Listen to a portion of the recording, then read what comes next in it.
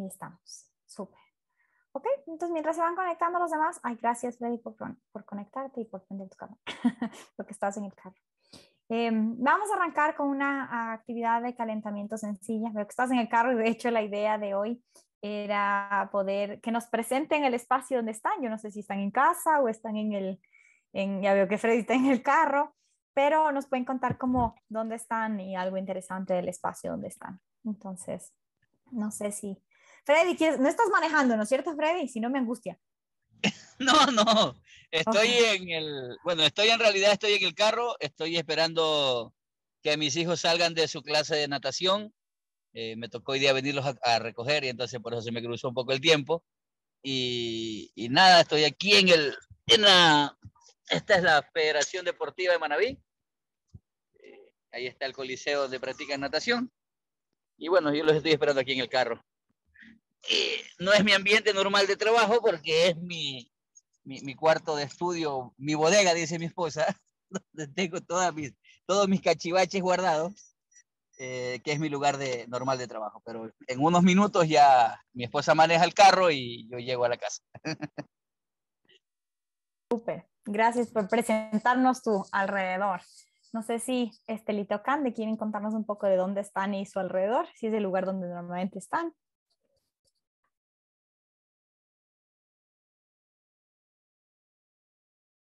Dale, Cande.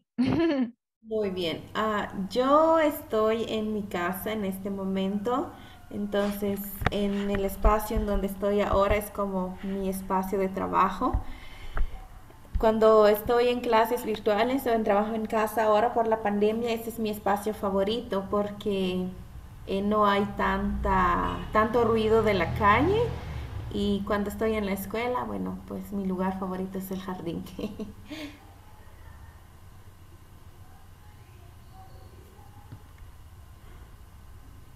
Estoy hablando aquí sin mute y no me doy cuenta. ¿Quieres mostrar un poquito así, un tour rapidísimo de tu lugar de casa, así, algo que nos quieras contar de tu alrededor? ¿Yo? Sí, Ah, esa es la dinámica de hoy, que hagamos un 360, el giro 360 alrededor nuestro, como para ver qué ujú. tenemos alrededor. No, es lo que tengo a mi alrededor más solo como paredes, las gradas al segundo piso y bueno, tengo aquí en la puerta para salir al otro lado de la calle también. Es lo que más utilizo porque donde solo es como una calle pequeña, no es la calle principal. Súper, gracias. Estelita, ¿quieres mostrarnos a tu alrededor y contarnos dónde estás y si es normal que estés ahí? Bueno, ay, Dios sabe siempre por qué hace las cosas, ¿no? Hoy día no estoy en mi estudio, porque justo lo había desbaratado todo. Estaba arreglando hoy día y no terminé, entonces no estaba listo para enseñar hoy, porque ya me tocó limpieza, entonces no había terminado. Entonces por eso estoy en el cuarto de mi hija, entonces no hay mucho que ver, este es su rinconcito favorito, bueno, hay fotos de ella y de su noviocito, nada de los padres, solo novios. Está su computadora por aquí. Este es el rincón de estudio de mi hija, con sus cosas por acá. Entonces, le dije que me prestara hoy su rinconcito de estudio. Entonces, hoy no estoy. La próxima vez les enseño cómo quedó mi estudio, porque todavía no lo he terminado. He Súper, eso terminado es de remodelar. lo divertido de esta actividad, que no sabes ni dónde estás ni dónde te tomó por sorpresa esta actividad. Buena decisión la mía de cambiarme hoy. Yo les muestro mi espacio, es la oficina donde siempre estoy normalmente en las reuniones, pero ni porque yo sabía que esta actividad iba a ser, alcancé a ordenarla. Entonces yo peor, porque yo sí sabía que iba a hacer esto. Y después dije, ay, no lo ordené. Este es mi escritorio y ese es mi corcho. Y mi corcho tiene un montón de fotos y momentos favoritos con notas de mis hijos. Ya no avanza por la cantidad de cosas que tienen. Mi escritorio siempre está llena de marcadores, libros, lápices y materiales de matemática. Ahí está. Esta es mi oficina, mi pequeña oficina. Por ahí está el baño. Pueden ver ahí, esa es la puerta y este es el rincón de mi marido. Esa es la salita del donde él tiene su oficina. Y acá tengo un sofá cama, que es para donde le mando cuando se porta mal. Mentira. Esta es un sofá cama que este espacio, que es la oficina, se vuelve una suite cuando tengo alguien que viene a visitarnos. Entonces, es multifuncional el espacio. Fátima, ¿quieres contarnos un poco de tu espacio? Sí, está bien. Ahí vengo corriendo. Mi hija tenía que ir a jugar, entonces la voy a dejar y regresamos. Pero mi espacio, la verdad, mi espacio es el comedor. Yo trabajo aquí en el comedor, pero al rincón, como que al fondo del comedor. Em, Aquí por lo general es donde me llega muy bien la señal también, entonces prefiero estar acá. Pero pues acá, si ustedes ven, acá están como la bolsa de mi hija, las flores, la computadora, allá están los peces, todo lo demás. Acá tengo mi café, incluso aquí tengo un peine porque la estaba peinando ella antes de irse. Y acá atrás está el equipo. Entonces, eso, aquí es donde por lo generalmente trabajo. Pero al fondo, así nadie me molesta. Y a veces cierro la puerta para que esté yo sola aquí en este lugar. Ese es mi lugar de trabajo. Tendría el lugar de mi hija, pero como ella se apoderó, es como su mini salón. Es como vamos al otro lado y le puse como, tiene su lugar de su armario, su mesa, todo, su salón de clases. Entonces, ese ya no es mío, es de ella. Súper, gracias. Estoy tratando de innovar las actividades de calentamiento porque creo que nos hemos agotado todas. Entonces, literal, este fue como, voy a probar algo nuevo, a ver si les invito a que nos...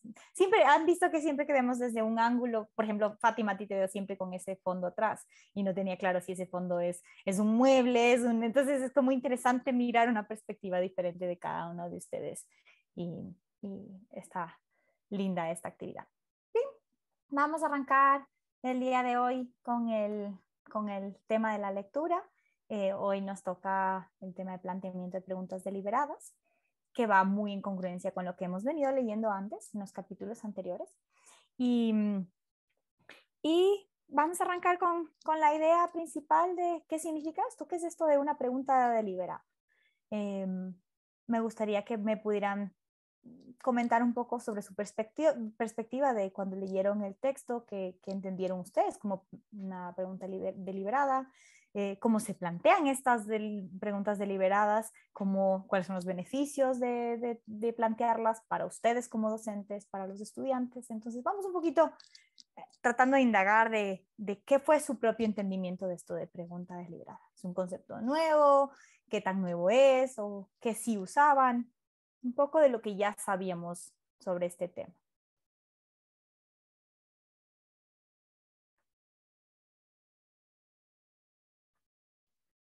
¿Quién se lanza?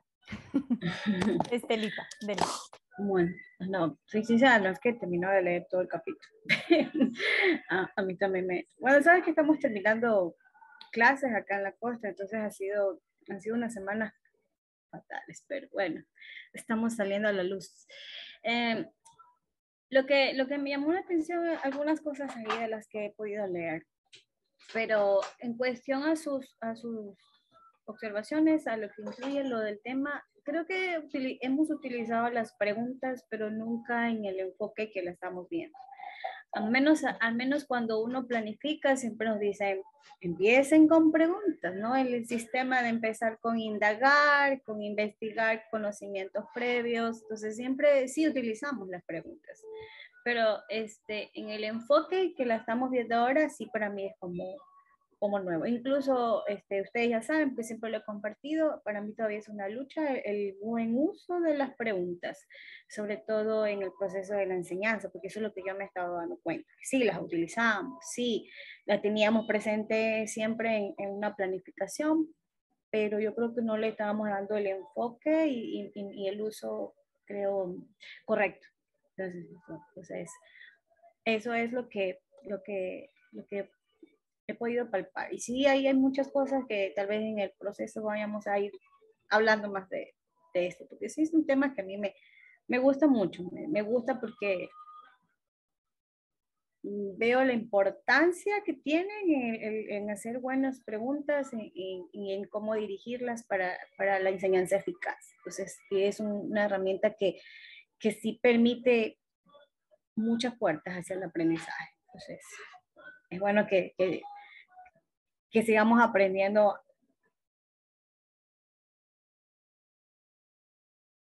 ¿Alguien más que tal vez nos quiere compartir sobre el entendimiento de la pregunta deliberada? De hecho, si vamos a la idea de qué significa esto de deliberado, ¿qué quiere decir el capítulo con ser deliberada? No solo es haz preguntas, sino haz preguntas deliberadas. ¿Qué quiere decir esto? ¿O qué entendimos del texto de lo que quiere decir?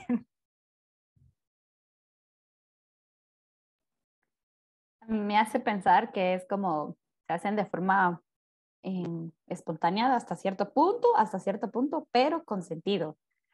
Es como quiero indagar precisamente en un tema o en algo que yo esté dando, ¿verdad? No solo hacer preguntas porque voy a hacer preguntas, sino que como tiene que tener un sentido del por qué yo estoy haciendo una pregunta. ¿Por qué yo quiero hacerle esa pregunta, en este caso a mi estudiante? Para saber, más que todo, yo lo veo como en el punto de para conocer su pensamiento, para ver qué está pensando, para ver qué hay detrás de lo que él me está diciendo. Así lo tomo yo. Y es lo que entendí. ¿Se usa en Guatemala como en el lenguaje coloquial la palabra deliberado? No. No, o sea, es nuevo. No. Sí. Sí, ¿Qué piensas? Cande, súper. lo siento. Creo que en Guatemala, bueno, o lo que yo conozco, normalmente utilizamos como preguntas abiertas. Entonces, como da a entender en una pregunta abierta, es como dejar la opción donde el estudiante analiza un poco más o comenta lo que está realizando. Entonces, se vuelve en abiertas porque deja opción a explicar. Entonces, y cuando es pregunta cerrada es como la única respuesta es sí, no o nada más.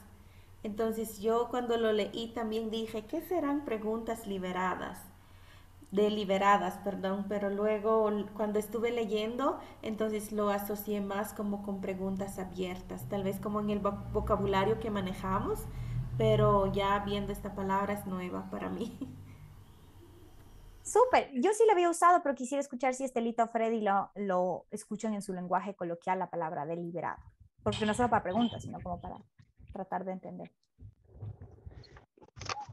Bueno, en mi lenguaje coloquial muy poco he utilizado la palabra deliberado, pero leyendo el texto, sí a ver, yo las veo como aquellas, ¿cómo lo explico? En mi clase yo les suelo llamar aquellas preguntas, cuando las hacen los estudiantes, yo les llamo las preguntas tumba clase, que son esas preguntas que los estudiantes suelen hacer, que les nacen de la espontaneidad del momento, y que de una u otra forma nos hacen notar que la clase les pareció completamente interesante. En este caso lo estamos viendo un poco a la inversa, es decir, que el docente más bien sea el que plantea aquellos tipos de preguntas que van mucho más allá del enfoque que estoy teniendo de la clase. Por ejemplo, me estoy acordando aquel momento en el que estábamos viendo los números racionales, y le planteo a los estudiantes, a ver muchachos, el símbolo de los conjuntos numéricos, la N de naturales, la R de reales, la C de complejos, pero racionales con Q, enteros con Z. ¿Por qué? ¿A qué creen que se deba? Entonces, ese tipo de preguntas justamente coinciden con lo que estamos viendo en el texto, ¿verdad? Que suelo hacerlas en clase, que es llevar la clase de matemática un poco más allá del libreto que tal vez viene establecido en el currículum o en la planificación que de pronto establecemos nosotros como docentes, sino que según el grado de interés que tengan los chicos en la clase, hace que nosotros nos motivemos por hacer ese tipo de preguntas que justamente pretenden buscar ese más allá, creo que le llaman metacognición, del aprendizaje de los estudiantes en el tema de matemática que se esté trabajando. Eso por ahora. Ok, o sea que veo que no está en nuestro lenguaje coloquial. Les voy a leer solo la definición formal del deliberado. Estelita, Ya. ¿quiere decir algo? No, solo que al principio cuando yo leí el tema pensé que eran preguntas libres, como libres. Pero después de leer un poco más el contenido, veo que son preguntas, sí, voluntarias, pero que tienen que tener un sentido, tienen que tener un porqué, o sea, tienen que llevarnos a algo. Entonces, no es simplemente porque yo dije, deliberadas, ahí como que salen a flor de piel, como decimos por ahí, ellos salen al instante. Pero veo que no, al leer el contexto yo entendí que no, que son preguntas voluntarias, pero que tienen que tener un sentido, o sea, tiene que llevarnos a algo. O sea, a eso es lo que yo entendí al leer el texto. Y no está en realidad no está en nuestro lenguaje coloquial, pero no lo utilizamos de esa manera. Gracias. Juan Enrique, tal vez nos quieres comentar si es que para ti esa palabra era nueva, era una palabra que tenía sentido, cuál era tu conocimiento previo antes del texto. Buena tarde, Paola. Gracias por la invitación y perdón la demora. Y creo que vamos a la misma línea de los compañeros. Al ver la pregunta, sin analizar el concepto en sí, como que trae como que un conocimiento erróneo, ¿verdad? Lo mismo, es una pregunta libre que el estudiante puede ser capaz de responder de cualquier manera o con tal de ayudarlo, pero cuando uno va leyendo un poco más, se va uno dando cuenta que es diferente y coincido, no está dentro de nuestro lenguaje, ¿verdad? Súper, les voy a leer solo la definición, ¿ya?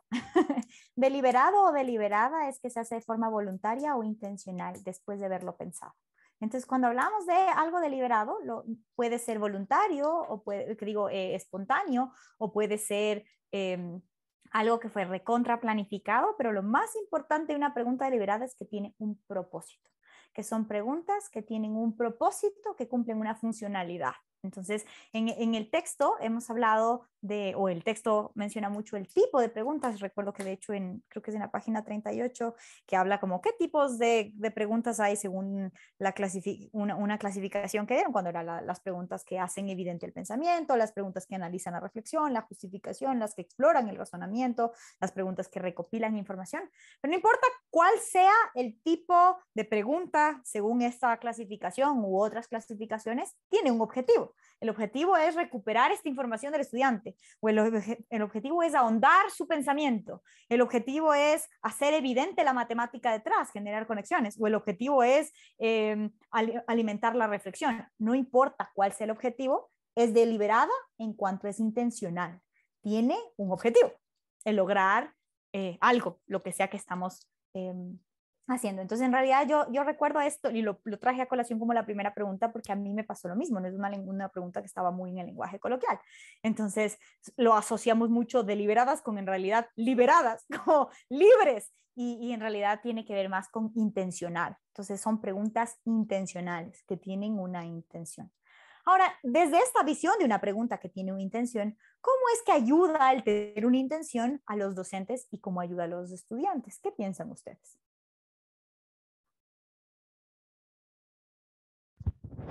Bueno, como lo decía hace un momento, de pronto nos ayuda a identificar el estado de la clase, tal vez en su totalidad o en parte, nos serviría como una especie de diagnóstico, por así decirlo, pues para, bueno, no, la palabra medir no sería, pero sí identificar qué tanto conocen de un tema, de pronto los prerequisitos y ese tipo de cosas.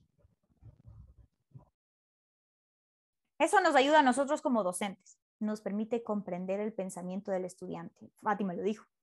Y a los estudiantes, ¿cómo estas preguntas intencionales les ayudan? Creo que de una u otra forma les permite pensar, tal vez como cuestionar,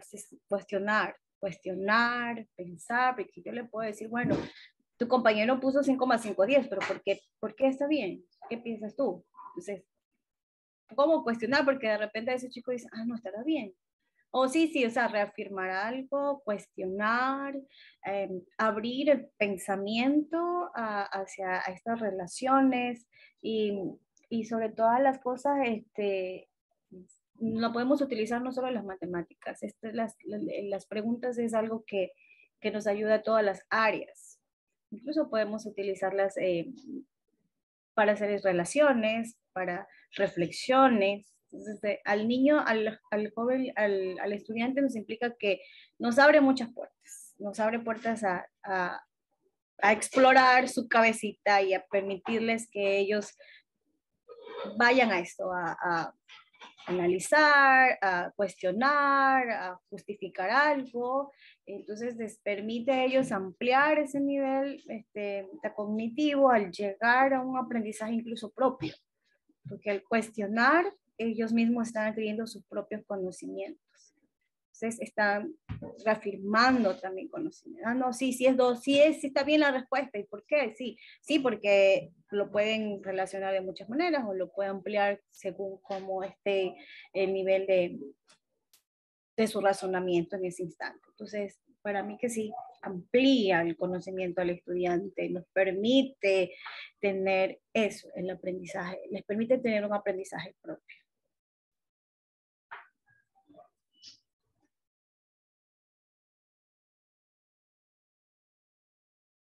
¿Qué podemos hacer cuando, como docentes, hacemos una pregunta intencional? Con cualquiera de estas intenciones, como explorar el razonamiento o que justifiquen su respuesta, todas estas que son válidas, ¿no? Porque ya hablamos de algo intencional. También intencionalmente podemos preguntar la típica pregunta de, ¿comprendiste? Tenemos la intención de que nos respondan. El problema es que no logramos el objetivo al preguntarle, ¿comprendiste? Y todos dicen sí, o algunos dicen sí, los que no comprendieron no te van a decir que no. Entonces son, como Cande dijo, estas preguntas demasiado cerradas que no permiten lograr el objetivo del aprendizaje, que es o explorar su pensamiento o de verdad comprender si lo entienden o no. Aunque decimos, aunque esa es la intención, la pregunta no es deliberada porque no logra cumplir su función, explorar en ese caso el pensamiento o comprender en qué nivel están. Pero ¿qué pasa cuando hacemos una pregunta deliberada y los estudiantes simplemente no responden a esa pregunta intencional? Creo que a todos nos ha pasado. Decimos, ahora voy a hacer esta pregunta y silencio completo. Yo podría decir que tal vez no se logró el objetivo o la información no llegó como nosotros hemos pensado. ¿Y qué haces, Cande, cuando eso te pasa? ¿Qué haces cuando lanzas una pregunta que dices, ahora sí, esta va a ayudarles a despertar? Y no. Cuando pasa eso, entonces como le digo, me hace entender de que no llegó la información. Entonces empiezo como a recordar lo que hice. Entonces les empiezo a preguntar como, ¿qué fue lo que hicimos primero? ¿O qué hicimos luego? Y luego veo que dónde se desvía la información, entonces empiezo a repasar otra vez y si el tiempo ha terminado, digamos, entonces ya en la casa o después empiezo, ¿qué hago para que la información llegue? Es como volver a planificar la misma actividad, pero de diferente manera, para que mañana quizás esas preguntas que yo quise que sean respondidas hoy, entonces tal vez mañana sí, retomándolo. Me hiciste pensar en otro punto también, Cande.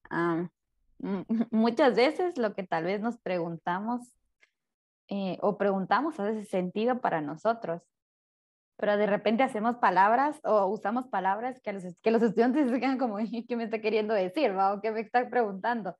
Tal vez sí logramos nuestros objetivos, pero es el modo en que nosotros estamos preguntando. Entonces creo que me ha pasado, lo primero es como, de repente yo dije algo que no entendieron, entonces como trato de volver a plantearme la pregunta, y así después de eso, sí, creo que no me funcionó, yo creo que es como analizo de, entonces hay algo más, ¿verdad? Porque a veces sí, me ha pasado mucho, es como tal vez la manera en que yo pregunto y depende qué palabras utilice para que ellos comprendan. Eso es lo que quería yo, volverme a plantear la pregunta que estoy haciendo en este momento.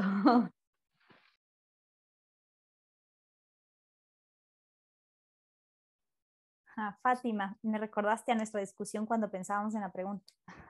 Originalmente esta pregunta decía qué pasa si los estudiantes no comprenden. Y Fátima y yo dijimos, no, A ver, no queremos decir eso porque estamos asumiendo que no responden porque no comprenden. Y no siempre es que no comprenden. A veces puede ser que no comprenden lo que les estamos pidiendo porque no comprenden, o comprenden lo que les pedimos, pero no comprenden a lo que queremos llegar. A veces simplemente no comprenden lo que pedimos, pero la definición en su cabecita sí está clara. A veces sí lo comprenden y tienen vergüenza por alguna razón a decirlo. Entonces, ahí la pregunta de atrás es ¿por qué no responden? No el asumir que no lo responden porque o porque no estuvo clara la pregunta, o porque no saben la respuesta, o porque... Y entonces fue justo una de las razones por las que cambiamos la pregunta originalmente, porque nuestra pregunta original era ¿por qué no saben la respuesta? Y en realidad no nos interesa si saben en este momento la respuesta, sino ¿por qué hay un silencio? ¿Por qué no hay una respuesta? Y me interesó, gracias por traerlo a colación, Fátima. ¿Qué otra razón habría por la que un estudiante no responde? Bueno, considero que cuando hay esos silencios largos en clase en una pregunta deliberada o en una pregunta intencionada, como lo decía hace un rato, pues es la pauta de determinar que se tiene o que no se tiene un determinado conocimiento. Particularmente cuando sucede esto, pues suelo pensar que no planteé bien la pregunta y suelo hacer una repregunta. Es decir, tratar de preguntar lo mismo, a ver qué sucede con la reacción, a ver si alguno entendió. De pronto utilizamos en los códigos en la estructura de la pregunta que hacemos, algunos códigos que no son familiares a los chicos, así como nos sucedió a nosotros con el tema deliberado, que no lo teníamos en nuestro argot. Entonces, de pronto en las preguntas intencionales o en las preguntas deliberadas, tal vez utilizamos alguna cuestión que genere. Al principio, cuando esto sucedía, solía darme, bueno, cierta frustración, porque lo primero que pensaba es más o menos lo que dijo Cande, pues no llegué a los estudiantes con lo que quería, pero puede darse el caso que tal vez no planteé exactamente qué era lo que quería escuchar. Algún rato veía en esta serie de conferencias que tiene este banco BBVA, hay una conferencia muy linda de un profesor de primaria, no recuerdo el nombre, lo voy a buscar ahora para compartírselos aquí en el grupo, que justamente habla de esto, ¿no? De que nosotros preparamos un libreto esperando lo que los chicos nos vayan, lo que queremos que nos contesten, pero resulta ser que lo que preguntamos es a veces no emparejado a lo que de pronto ellos tienen conocimiento, o el conocimiento que ellos tienen no se acomoda a la pregunta que nosotros generalmente podemos hacer.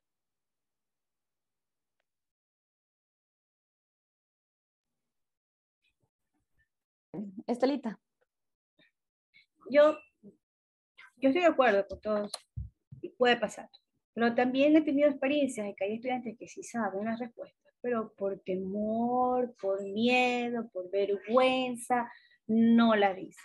Porque me ha pasado casos en que no responden, pero de repente yo me acerco o lo dicen al oído o lo expresan escribiéndolo, pero luego, pero si tú tienes ahí la respuesta, ¿por qué no la dices? Entonces les da miedo, les da temor. También tenemos que tomar muy en cuenta qué clase de grupo tenemos. Que, al menos yo siempre digo que uno como docente tiene que conocer a los chicos, ¿no? A veces hay de todo un poquito. Me tocó una vez un grupo donde eran súper difíciles, todos, casi el 80% tenían problemas de comunicación, es decir, para ellos era difícil expresar verbalmente algo, y no es que no sabían, era que tenían ciertos temores, tienen ciertos tipos y no estaba, incluso a veces no estaban acostumbrados. No estaban acostumbrados, porque ustedes saben que al menos en primaria vienen de una maestra a otra maestra, entonces eso también me pasó con este grupo en este año. Entonces ellos venían de un año de pandemia, de sexto a séptimo, con una maestra preguntona, entonces no estaba acostumbrado a hablar. Me costó hacer que ellos comiencen a confiar en mí mismo bueno, ya al final se soltaron, pero sí era difícil. Entonces, creo que también tenemos que tomar muy en cuenta. Todas las otras cosas están bien, sí, son reales, pero también es cierto de que tenemos que aprender a ver cómo es el grupo. Y también en eso enfocar las preguntas verdaderas según cómo es el grupo, ¿no? Cómo dirigir esas preguntas, porque como lo dije al principio, utilizamos las preguntas casi siempre, pero lo que estoy aprendiendo es el propósito, el enfoque que les damos, incluso las circunstancias. Entonces, y viendo bien el grupo, muchas veces es por miedo. Entonces, la frustración de nosotros es, no responden y no responden sus muchachos que las amo. Pero muchas veces es el grupo. Al principio es difícil, pero ya después se van acoplando. Entonces, no perdamos la perseverancia. Pero sí, de todo puede pasar. Entonces hay que observar.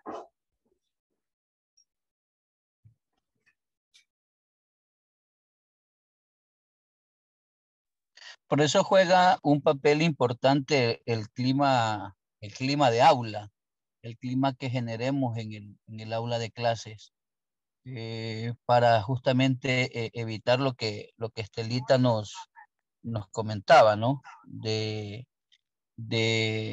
aquellos chicos que tienen ese recelo de opinar por el miedo al ridículo, por no saber si mi respuesta es la correcta o no, e incluso por ese mal marcado perfeccionismo que se genera a veces, donde se ha creado como un esquema de que está prohibido equivocarse, de que tenemos que tener la respuesta certera a todo y que si te equivocas estás pues mal. Y creo que pues, no debería ser así. Por eso es muy importante el clima de aula, es muy importante ese grado de confianza que el docente pueda generar en sus chicos, pues de tal forma que ellos que no tengan reparo en expresar sus ideas, pues como las tengan en su cabecita.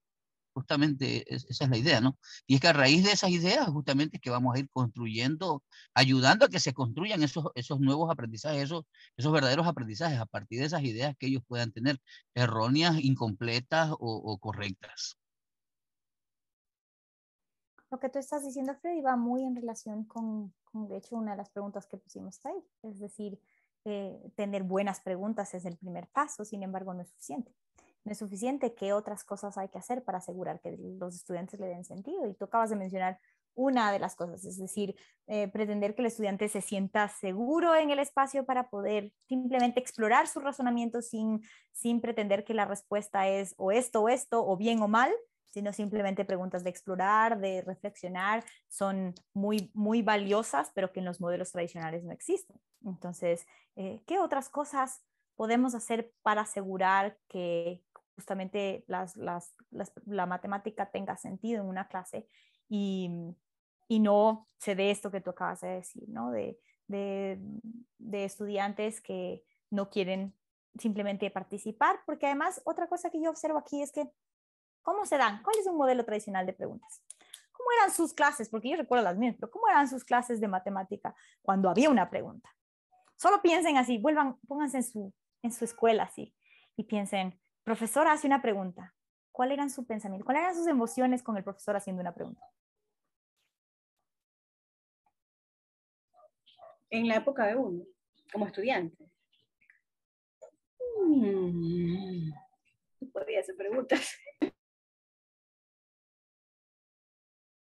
Juan Enrique, ¿cómo era tu clase cuando un profesor hacía una pregunta? ¿Cuál era tu pensamiento?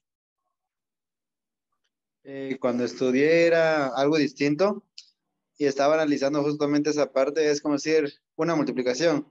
12 por 2 es 144, solo era una respuesta. Pero, ¿cómo es que has encontrado el resultado de 12 por 12? ¿Me puedes explicar?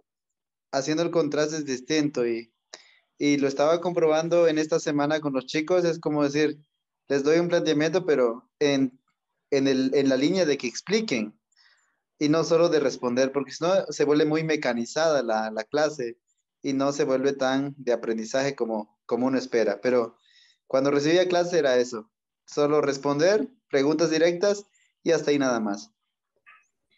Sí, y de ahí aprendimos ¿entendiste? De ahí viene, Sí. ¿entendiste? Creo que de ahí no se le pegó ese cuestionamiento, ¿entendiste? Entonces uno o callaba o decía que sí para que dejaran ir al recreo. No recuerdo que haya muchos cuestionamientos, porque solo, a menos en mi época, era escribe de la pizarra al cuaderno, del libro al cuaderno, y haz el ejercicio y ya se acabó la clase. Entonces, no recuerdo que haya cuestionamientos en sí. En realidad no tengo idea. No tengo recuerdo fijo de eso. Porque la típica pregunta es, ¿entendieron? hasta lo que es secundaria. ¿Entendieron? Entonces, en el colegio ya un poco más lo que, bueno, ya en un nivel superior había un poquito más de debates y cosas así, pero a nivel primario, no. El entendieron es lo único que recuerdo. Y otra pregunta más, copia, nada más. Qué interesante. Yo recuerdo, a mí yo tengo dos tipos de recuerdos de preguntas. El entendieron que era general, porque además era el entendieron en el que uno ni se molestaba en responder, porque no importaba si respondía sí o no, igual el profesor iba a avanzar. Entonces era una pregunta casi como automática. Pero había unas preguntas como cuando, justo como dijo Juan Enrique, ¿no? De, ¿cuánto es esto por esto? Y entonces tú tenías dos opciones. Si sabías la respuesta, entonces yo. Y si eras medio arriesgado, ese era mi caso, que yo sí era bien yo. Pero, o si no sabías, era que no me toca a mí, que no me toca a mí, que no me toca a mí, porque la emoción detrás tenía que ver con una evaluación tradicional. Es decir, una pregunta es igual a que el profesor va a medir y me va a calificar o me va a juzgar de si conozco o no. No es una pregunta de indagar, no era ni de indagar el pensamiento, ni de explorar, ni de reflexionar, ni de mirar qué tipo. Esa era mi experiencia. Yo recuerdo que mis preguntas de mate era ¿cuánto es esto por esto? O quién sabe cuánto salió el resultado de la pregunta. No era de proceso, era únicamente de conoces o no, sabes o no, miedo o felicidad de querer pasar. Esas eran las asociaciones a mi experiencia en el colegio. No sé cómo fue ustedes. ¿Se sienten identificados? No. Alguien tuvo una experiencia diferente. Cande, ¿tú tuviste una experiencia diferente? No, en realidad no, yo me siento identificado con el de ustedes, porque ahora como haciendo el retroceso de los años, en mi primaria nunca escuché una pregunta de parte de mi maestro que me diga cómo te fue o ni siquiera como lo que ustedes decían, que me preguntaran si entendiste o no. Nada, entonces era como la lección en la pizarra y se acabó la clase. Entonces, por suerte, lo que me pasaba era como memorizaba todo o tomaba apuntes de todo, entonces podía salir en las evaluaciones. Pero estuvimos en la primaria juntos con mi hermano mayor, entonces como él no le gustaba copiar y todo por ahí, entonces siempre perdió el grado. Entonces son cosas que ahora yo recuerdo, quizás él no era malo en matemáticas, sino que solo faltaba un detalle como de apoyo para él y se frustró y él dejó la escuela por eso. Y en el nivel básico, bueno, lo que yo recuerdo también es como la lección en la pizarra y se terminó todo. Hasta que en el diversificado me encontré con un maestro de matemáticas en donde vi como, oh, nunca había pensado que las matemáticas eran fáciles, porque lo simplificaba y él decía, bueno, vamos a resolver juntos, si hay dudas me dicen, y hasta nos bromeaba en nuestro idioma materno, digamos, el sutujil acá en Santiago, y de esa manera como que sentí más confianza de poder preguntarle donde yo tenía alguna duda. Entonces creo que, como algunos mencionaban anteriormente, creo que el papel del maestro es bastante importante para que los estudiantes también pregunten o comenten, porque hasta en el diversificado yo sentí eso de poder preguntar, pero era demasiado tarde para mí porque había pasado todo lo básico de las matemáticas y ya como estoy un poco arriba de los temas, pero me fue gustando ya cuando encontré a personas que me enseñaron a ver las matemáticas de otra manera. Te Yo estoy oyendo, recuerdo, Cande. Ah, no, perdona. Continúa, no, continúa. ok. Recuerdo a mi típico maestro de apures a copiar o a borrar, va. Y uno era como de, no, hay que copiar, y a lo que cachaba que tenía que copiar, ¿verdad? Y si se te escapaba algo, era como de, ya, ya tuvo que hagarte el examen, al parcial, a todo lo que sea, sin eso, ¿verdad? Entonces solo recuerdo como el de, bueno, ya, voy a borrar, y si tú no ibas ahí porque no tenías como ese tiempo de analizar paso a paso, sino que él iba escribiendo, en tu cuaderno estabas escribiendo también, y era como de apúrese porque él deja de escribir y borra todo, ¿verdad? Mm. Y triste también ver que ahorita como de repente tú quieres romper eso y tus alumnos están como de, no, tengo que copiar. Y yo, ¿pero por qué vas a copiar si puedes? Aquí vamos a seguir en el tema, o sea, tú anota tus ideas nada más. Y ellos como de, no, señor, copió, borró, cambió, yo no he hecho nada. Y es como de, y no puedes volver a analizar lo que estamos haciendo, ¿verdad? Pero para ellos es como, se frustran, que uno es como de, bueno, igual vamos a seguir y aquí puedes explorar, solo vas a anotar ideas. Pero sí, me choqué ahorita como de, no te tienes que preocupar si la maestra borra el pizarrón o si tu profe borra el pizarrón y tú no copiaste nada, porque tú solito puedes hacerlo, o sea, estamos trabajando en eso. Entonces, eso recuerdo yo y es un choque que tengo yo ahorita, como estoy chocando con eso constantemente. Y porque no es solo uno, sino que son como todos los que se me vienen así. Entonces, eso es como mi choque ahorita. Yo quisiera pensar que todo lo que me están contando sea como eso era el súper pasado. No es lo que pasa ahora. Ahora en las clases, y no es real, justamente dicen, ¿qué pasa cuando estudiantes que llevan algún tiempo en un sistema tradicional, uno le hace una pregunta? Inclusive maestros, como cuando les preguntas, ¿y tú qué piensas? Me recuerdo mucho en Galápagos cuando les preguntábamos, estábamos explorando una actividad y me acercaba a un maestro y le decía, ¿y cómo llegaste a esto? Y la reacción automática es, está mal. Y yo, no, cuéntame cómo llegaste a esto. Y es justamente esa es la reacción porque las preguntas son para el examen. Y en el examen es cuando me evalúan si lo logré o no y me van a poner una nota y me van a juzgar. Entonces las preguntas no son para indagar el pensamiento. Además, pensar también que hay dos tipos de preguntas. Las preguntas que me hacen en clase en las que me voy a sentir avergonzado o voy a quedar súper bien, clasificación, o las preguntas en el examen donde voy a ser evaluado con una nota al final. Las preguntas de exploración o las preguntas de hazle una pregunta a tu compañero o puedes contarle a tu compañero de qué otra manera, para aquellos que no les gusta hablar verbal, o las que deja una pregunta por escrito, o la anota tus pensamientos y compártelos de otra manera, no existen, no existían en las clases tradicionales y es un poco todo lo que está proponiendo el texto ahora. Y me gustaría entrar justamente en un tema muy interesante que tiene que ver con la figura 16. Yo sé que algunos no alcanzaron a terminar la lectura, pero si no han terminado, me gustaría como discutir un poco sobre esta pregunta este tipo de preguntas, las de enfoque y las de embudo. Eh, ¿Qué podamos hablar sobre ello? O sea, ¿qué observan en estos dos modelos? ¿Cuál se parece más al que nosotros teníamos en clase o a la que vemos en nuestras clases todavía, que persiste en nuestro sistema? ¿Y cuál es la diferencia que hay entre estas dos?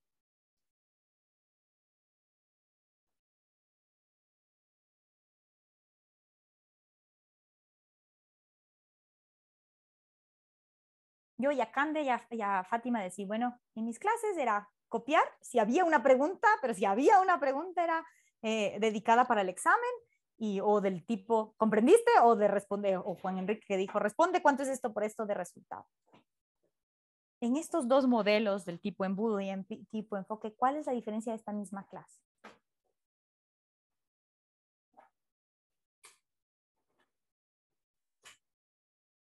Tal vez vale la pena tomarnos unos minutos si es que no hemos logrado llegar a esa parte de la lectura para hacer, porque este es como crucial, una parte crucial de este capítulo.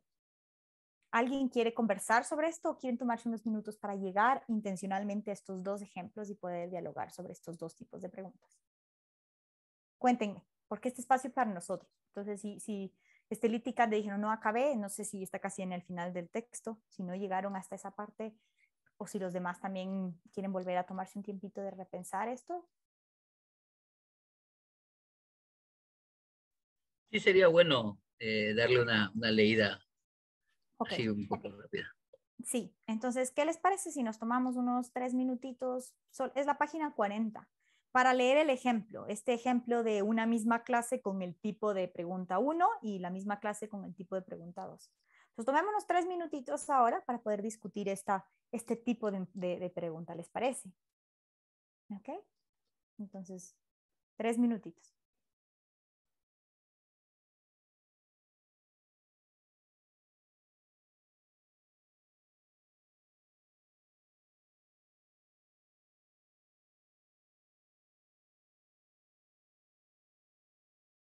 ¿Sí tienen el texto a la mano o quieren que lo comparta? ¿Sí lo tiene? Juan Enrique, ¿lo Sí, tiene? sí lo tenemos. Sí, lo tengo, estoy viendo. Súper, ok, ya, entonces no los interrumpo.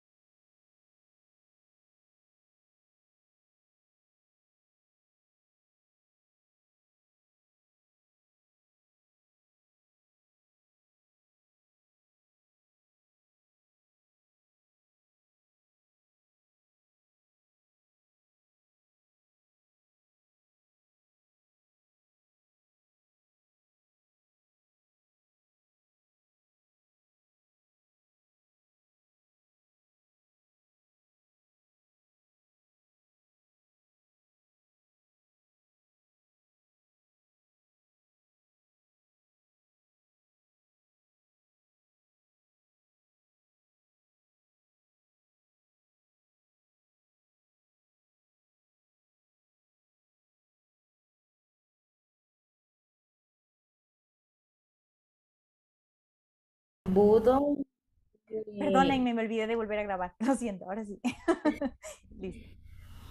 Cuando yo leí como tipo embudo, me fui con la idea de como la imagen del embudo, con que normalmente, bueno, mi hijo juega con eso cuando llena agua o llena arena en un recipiente. Entonces me da a entender como cuando hacemos preguntas tipo embudo, es como solamente estamos llenando al estudiante con conceptos o definiciones de temas que nosotros estamos enseñando. Y cuando estaba leyendo ya un poco más el documento acá, entonces también hace referencia que el cuestionamiento tipo embudo hace como preguntas para llevar a los estudiantes hacia el procedimiento de lo que se está enseñando, pero es como van solamente a una ruta sin poder explorar los demás. Van a un procedimiento recto, como el embudo, digamos. Se les llena y van a un solo procedimiento o objetivo. Pero leyendo el concepto de tipo enfoque, es como abrir el espacio para el diálogo de nuestros estudiantes. Es como ellos tienen más oportunidades de conversar sobre sus respuestas o procedimientos y más a veces, bueno, con lo que yo he visto es funciona como se abren más cuando están platicando por pareja o por grupitos pequeños, entonces sienten más confianza de decir yo lo hice diferente o yo lo pensé de diferente manera, entonces en este momento es como aprovechamos de escucharlos en grupos pequeños y dejarles esa libertad de, o el tiempo a veces como es nuestro enemigo, pero dejarlos a que ellos exploren también no es nada fácil. Cuento la experiencia que yo he tenido. Tengo un estudiante como, creo que le preguntan qué pasa en la clase y todo, y más con las clases virtuales también los padres están un poco más presentes porque es en casa. Y ellos sienten como, en el caso de una estudiante me dice, pero señor, ¿por qué no pasamos a otro tema luego? Entonces ella como que no quiere discutir un poco más con sus amigos y le digo, pero ¿qué te parece la idea de tus compañeros o el procedimiento que otros realizaron? Ah, es que yo no había pensado de esa manera, pero cuando vi el de tal persona, entonces sí hay, entonces ese es el motivo de aprender de otros. Poco a poco como cuesta hacerlo, pero el tiempo es lo que a veces impide también. Súper, gracias. ¿Alguien más quiere compartirnos su diferencia que observó de estos dos enfoques y de estos dos enfoques, el tipo enfoque o el tipo embudo? Porque yo estoy viendo aquí un avance, ¿no? De clases en las que no había ningún tipo de pregunta, en la que habla, copia, copia, copia, habla, copia y se toma preguntas en el final. Eso, de alguna manera, los maestros están empezando a ver. Pero el primer paso, después de decir, yo sí voy a meter preguntas en mi clase, lo que vemos es que al intentar meter preguntas en la clase, el tipo de preguntas que los maestros empiezan a hacer es el del tipo embudo, porque es más fácil. Es más fácil hacer una pregunta que te dirige, como dijo Freddy, dijo, es como este guión es el tipo embudo. Ya no es como yo solo hablo y tú, sino que tú respondes, pero respondes lo que yo quiero que tú respondas. Te estoy guiando a que respondas en el camino, en la forma, así como a todos los llevamos como embudo. ¿Qué pasa con este enfoque? ¿Cuál es la diferencia con las preguntas de enfoque? ¿Qué riesgos tiene también? Eh, hace un rato hablabas de recordar un poco cómo éramos nosotros como estudiantes y salieron aquí algunas cuestiones interesantes y dependía mucho del docente que estuviera con nosotros. Creo que la mayoría de nosotros recordamos aquellos docentes que nos permitieron justamente explayar nuestras ideas, aquellos docentes que en sus cuestionamientos, en sus preguntas, nos permitían con ese, ¿qué opinas de? ¿Qué te parece tal cosa? Esa es como la gran diferencia entre hacer o crear una muy buena clase con preguntas y respuestas y el crear una clase en la que simplemente quiero que respondan a lo que yo planteé, que es más o menos el enfoque del tipo embudo. El tipo embudo suena como parece, leyéndolo parece un interrogatorio de la Organización de Investigación del Delito. Donde tienen al tipo allí y le están preguntando, pero y esto, y esto, y esto. No sé si ustedes vean la serie La Ley y el Orden VE también, cuando los tienen allí y es la pregunta dirigida con una respuesta puntual y si no te da la respuesta puntual, viene una repregunta que lleva al mismo camino. Y incluso son hasta cíclicas, porque tienden a la idea es que quiero que me respondas lo que yo quiero escuchar. Mientras que el enfoque, pues vemos claramente que el docente de una u otra forma, en la misma clase, con la misma temática, le permite al estudiante que opine de, que argumente de. Incluso hay una parte en la que el estudiante explica con mucha claridad el por qué sospecha que hay el 50% y no el 68%, porque habla de que no hay una distribución normal. Y el docente no es que acepta la respuesta como verdadera, que justamente es un rol bastante interesante, sino que le permite a otro integrante de la clase que valore lo que el compañero hizo. O sea, le dice, a ver, ¿qué opinan? ¿Alguien puede extender un poco más? Y ese otro argumento va justamente con otro de los elementos del diagrama que se observa en los gráficos estadísticos que se están analizando. Entonces, es una clase que permite justamente manejar ese enlace de conocimientos de forma transversal, bueno, en varias direcciones, por allí yo veo varias direcciones, porque el docente no se sabe en qué puesto está, si está en el puesto del director o si es parte más de la clase, porque lo vemos claramente que puede estar en el centro, a los lados, en medio, moviéndose en las preguntas que está haciendo, moviéndose dentro de la clase de una forma muy dinámica y muy chévere, muy entretenida. Tú preguntabas, Pau, los riesgos de las preguntas de enfoque.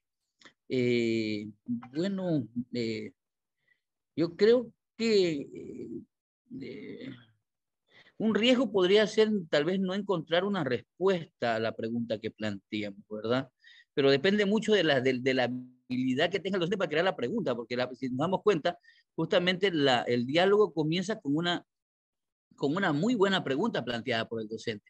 El docente comienza preguntándoles eh, qué cosas observan o sospechan de acuerdo a la duración de las monedas, mientras que el otro docente puntualmente le dice, observen la gráfica y respondan tal cosa. Entonces, hay una muy buena pregunta de entrada, entonces el modelo de enfoque tiene que ver mucho con el cuidado que debamos de tener los docentes para crear esas preguntas en las que nos permitan generar ese diálogo, nos permitan generar ese debate a los estudiantes, porque si no, podemos encontrar un silencio, que es el que hablábamos hace un rato.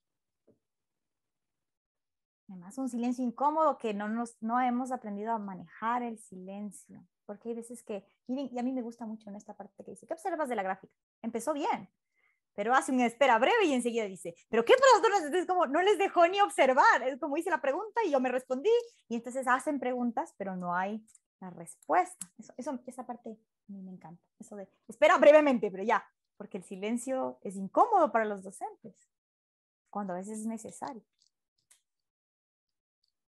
Uh-huh. Y les comento que es algo que sucede a nivel de quienes ejercemos la docencia. Hace poco terminé estamos en una maestría acá en mi universidad, una maestría que tiene la intención de formar a profesores en ejercicio, tanto de matemáticas y de física, una maestría en enseñanza de las ciencias experimentales, mención matemáticas y física. Y hace poco estuvimos terminando el módulo de tópicos de lógica y conjuntos. Y también estuve compartiendo un poco el módulo de estadística. Pero en el tópico de lógica y conjunto sucedieron unas cosas súper interesantes con los maestrantes. Tenían terror contestar las preguntas. O sea, eran unos silencios, pero increíbles, porque después ya cuando rompimos el hielo, fueron sinceros en decir que no se imaginaban que podían responder alguna cuestión errónea y quedar en ridículo entre los demás 20 y pico de profesores que estaban dentro del salón. Entonces tienen ese recelo y justamente las preguntas que particularmente les hacía como mediador de ese módulo iban enfocadas en este estilo, ¿no? Preguntas que crearan ese tipo de conflictos cognitivos, que busquen esas respuestas interesantes que puedan dar los alumnos. Entonces, al final del módulo hicimos algunas reflexiones respecto al cambio ni siquiera de paradigma, sino de esquemas mentales que nos hemos formado nosotros como profesores, que no nos permiten avanzar con nuestros estudiantes. Porque si nosotros queremos estudiantes, yo les decía, a ver, ¿cuántos de ustedes han leído el diseño curricular del sistema educativo ecuatoriano? Todos decían que, bueno, ¿cuál es el perfil de salida de los bachilleres? ¿Qué busca el sistema educativo ecuatoriano con nuestros bachilleres? Y bueno, unos silencios interesantes porque no contestaban. Entonces le decía, bueno, entonces no lo hemos revisado bien. Y nosotros en este momento todos deberían haberme contestado porque todos somos profesores en ejercicio dentro de un sistema educativo de un país. Y justamente busca que tengamos personas críticas, que tengamos personas propositivas. ¿Creen ustedes que vamos a tener personas críticas y propositivas si nosotros los docentes no somos capaces de generar ese tipo de momentos en nuestra clase? Y bueno, fueron unas reflexiones bastante fuertes, bastante interesantes que nos llamaron a justamente hacer esa especie de mea culpa de lo que está sucediendo en la educación matemática del Ecuador, hablando puntualmente. Pero Cande, tú dijiste algo, el tiempo es nuestro enemigo. Y es verdad, es cierto. Todo el que no hay maestro que no haya sido maestro que no diga eso. Y tiene que ver con lo que preguntamos. Y es nuestro enemigo y o creemos muchas veces que es nuestro enemigo porque hay currículos que llenar y tenemos 30, 40 estudiantes en una clase. Y si queremos que todos hablen, haciendo un cálculo sencillo, justamente 1 minuto cada uno, son 30, 40 minutos, se nos fue la clase. No sé, ¿cuántas horas son las clases de ustedes? Juan Enrique, ¿cuánto tiempo es tu módulo de clase?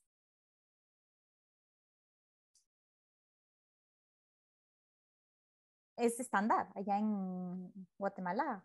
Fátima, ¿tú cuántas es una clase? Tengo media hora, si mucho, para una clase, más ahorita que es virtual, porque yo trabajo en el área rural, entonces los niños no hay acceso a internet. ¿Y cuántos chicos tienes por clase? Poco. Yo tengo 17. Ujú. Y solo por clase tengo media hora y tengo que topar todas. Entonces, es como de, mire, yo solo me centro en 2 y una clase que es como general, toda la guía. Entonces, pero sí, el tiempo es mi enemigo muy, muy grande. Y entonces, ¿qué podríamos hacer los maestros para poder hacer visible el pensamiento de los docentes con esa realidad? Porque lo ideal sería tener más tiempo y menos de estudiantes. Eso es lo ideal, pero no es la realidad. Entonces, ¿qué sí está en nuestro control para poder justamente generar discusiones? ¿Qué estrategias podemos hacer para que realmente haya oportunidad de diálogo y de las preguntas puedan ser respondidas por todos y reflexionadas por todos?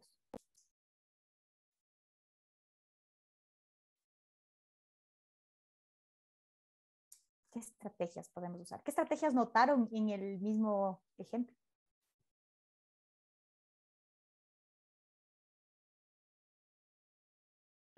Pues esa posibilidad a partir de una pregunta o a partir incluso de una de las mismas respuestas de los estudiantes, permitir la participación de los otros y que exista una, una especie de coparticipación. No le quiero llamar coevaluación porque no quiero meterme en ese tema porque esos justamente fueron los enemigos de que este tipo de modelos de trabajo en el aula no se desarrollaran. El que si contestas bien tienes 20 y si contestas mal pues tienes 0.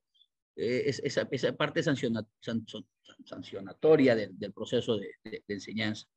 Entonces, esa evaluación, bueno, si lo vemos así, lo veríamos como una evaluación formativa, esa evaluación que está escrita con lápiz y que se puede utilizar el borrador para cambiar la nota que alguien sacó, ¿verdad?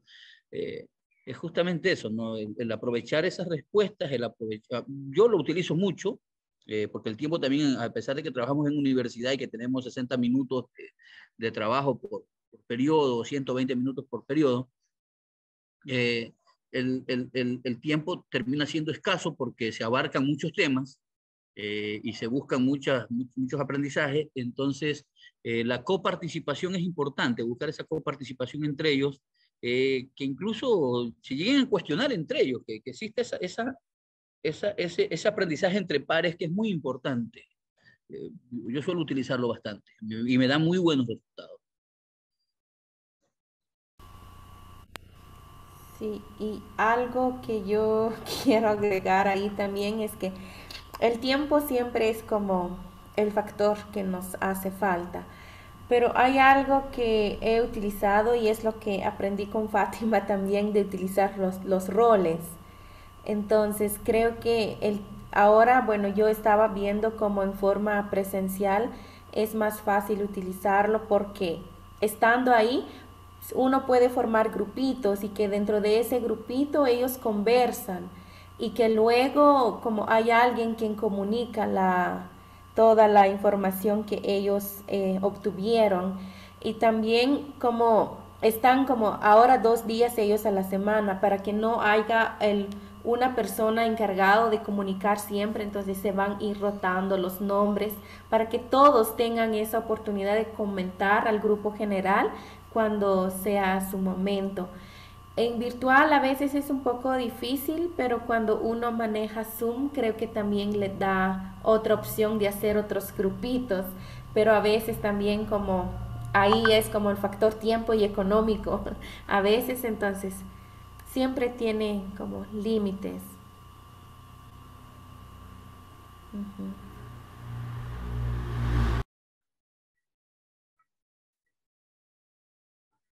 Mm, yo estoy de acuerdo mucho con esta estrategia. A menos sí, creo que es lo que nos ayuda mucho y lo que nos ha permitido el factor tiempo, utilizarlo lo mejor que podamos, que es lo de los grupos. El trabajo en grupo bien dirigido, sí trae muchos buenos eh, resultados, ¿no? Entonces, esto de rotar a los estudiantes, incluso rotar los grupos, permite incluso que haya más interacción, que tal vez haya un estudiante que tal vez pueda captar más rápido, ayudar a los demás. Entonces, siempre no caer en esto de que pongo a los grupitos que más saben aquí y a los que no saben acá. Eso es el peor error que podemos cometer nosotros, de hacer esa selección, sino hay que más bien involucrarlos. porque los estudiantes que tienen mucha más facilidad muchas veces para la aprensión pueden ayudar a los otros que tal vez vienen arrastrando más vacíos o que se les dificulta más. Y esto, al menos en la experiencia, en cuanto estuvimos en tiempo presencial, era lo ideal. Claro que también hay que saber manejar tiempos, hay que saber manejar los objetivos, hay que enfocarlo bien para que tenga buenos resultados. Y sobre todo esto, permitir ese tipo de exposición y análisis al final para que todos tengan la idea clara. Y el estar siempre uno también rotando y viendo a que todos estén trabajando, porque lo típico es que trabajan los que más saben y los otros se van, se van por ahí de viva la fiesta. Entonces, por eso digo que sí, sabiéndolo manejar bien, sí funciona, ¿no? Pero el rol del maestro ahí es más como de observador, ser observador y estar en todos los grupos, tratando de ver que el trabajo se esté haciendo como debe ser. Pero sí, eso es lo ideal que hasta ahora hemos encontrado. Si hay alguien que sepa otra técnica, díganla, porque hasta ahora es la que creo que mejor nos ha funcionado, por cuestión de tiempo. Sí, sí. Me gustan todas, buenísimo. A mí ahorita en lo virtual me ha funcionado muchísimo que ellos vengan ya con algo leidito, ¿verdad?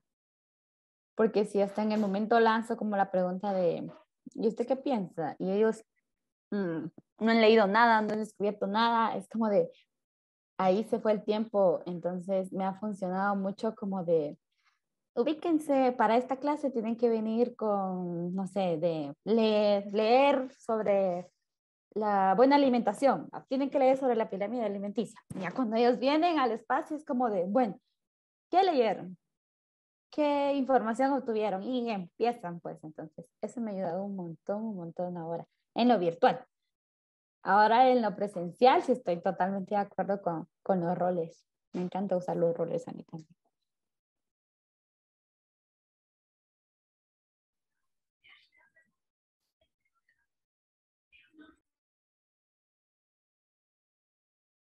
Veo aquí también la necesidad de un cambio de chip, de paradigma, nuevamente el título, ¿no? Preguntas deliberadas.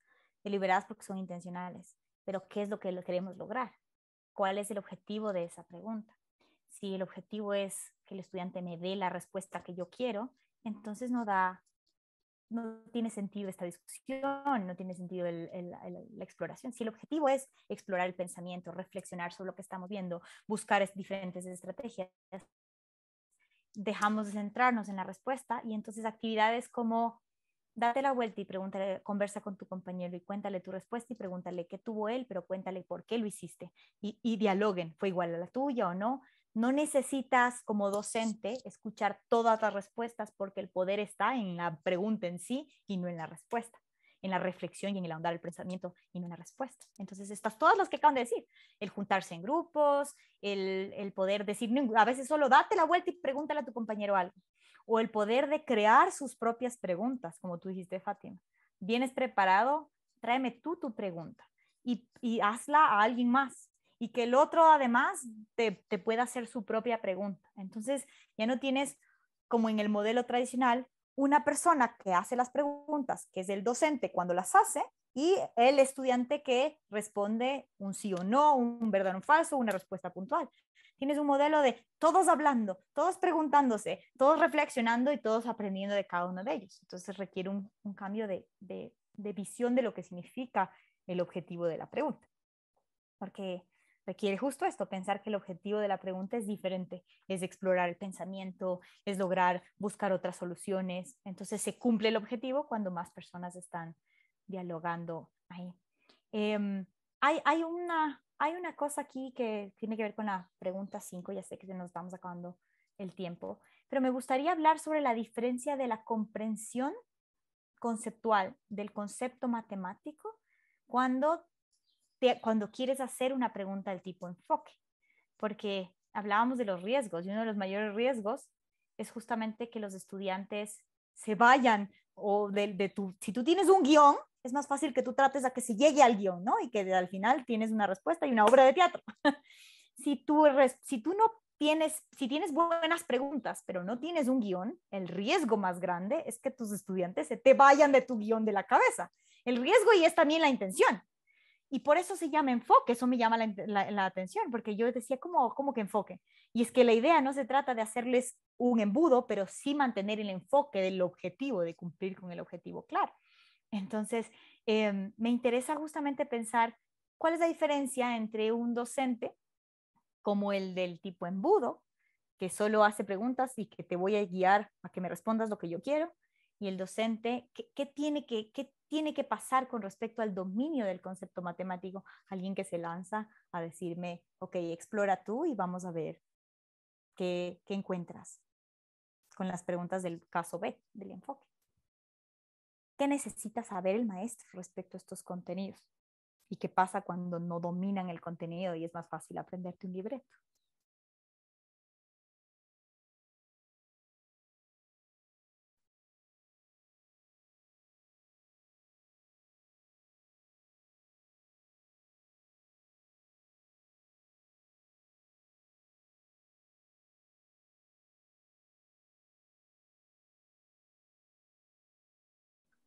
Aquí viene el silencio.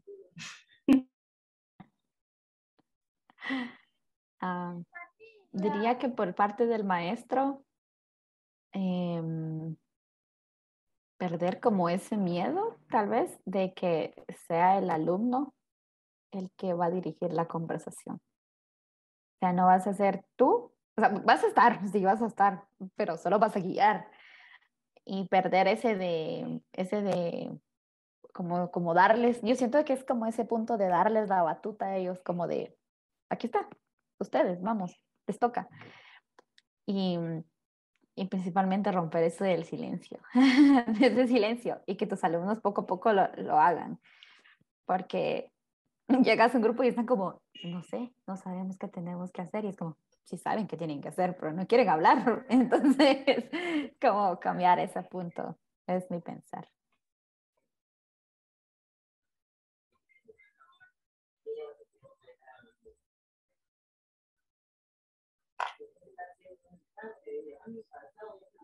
Una de las cosas que yo he visto como retos en el cuestionamiento de preguntas es en saberlas dirigir bien. No es fácil.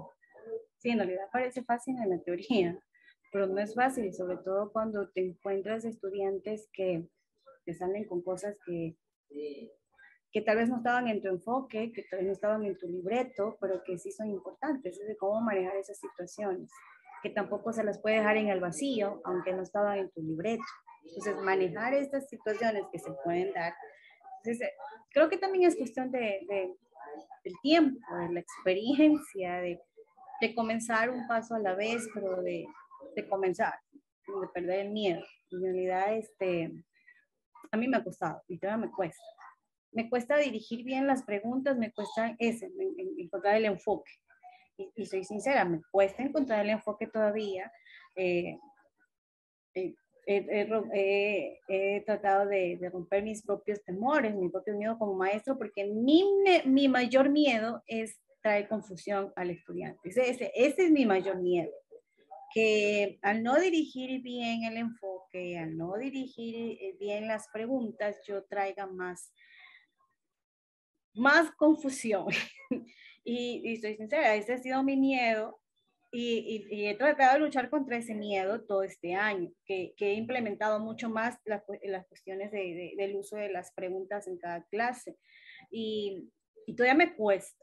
Entonces creo que uno de esos primeros pasos es romper los miedos e ir aprendiendo. No es que vamos a experimentar con los chicos, no, pero sí es necesario aprender. Por eso,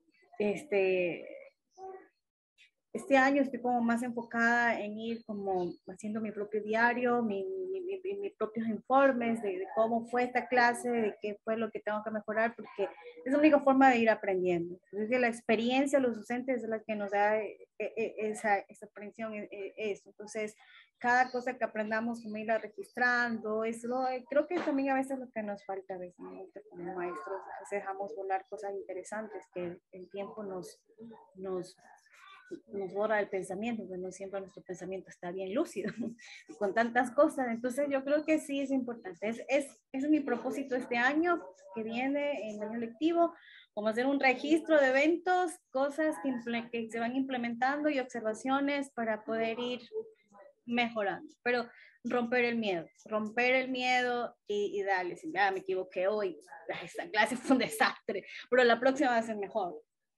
¿No? Dice, la próxima va a ser mejor. Entonces, no tener miedo ni vergüenza. Pero yo digo, sí, ha habido muchas clases y que ahí está Paola, yo he ido como preocupada o situaciones, entonces, o que he dicho, hoy sí que fui a clase, incluso los chicos mismos, les digo, chicos, qué clase más fea, y ellos dicen, hoy sí, señorita, entonces, con ellos mismos yo termino diciendo, chicos, esta clase estuvo pesada, me dicen, sí, señorita, entonces, no fue bueno el enfoque, no estuvo bien dirigido, entonces, aprendí con los chicos mismos, incluso ya después, a lo último, en las últimas clases de mate, nos reíamos cuando alguien se equivocaba.